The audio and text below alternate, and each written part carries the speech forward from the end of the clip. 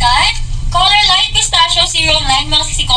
Next po tayo is yung ating color acid gray. Ayan siya. Color acid gray. Next one natin guys. 190.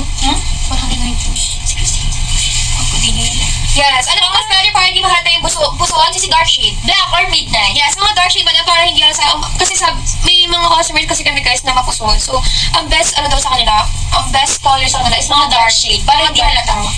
Pero actually, pwede naman sa inyo lahat guys. Basta mas maging confident na kayo. Ayan guys, ito po yung ating color deep periwinkle. Color guys, color pastel lilac. Color deep violet. Ayan siya. Deep violet. Deep violet. Ayan guys, color army green and then color tortel. Yes, is it?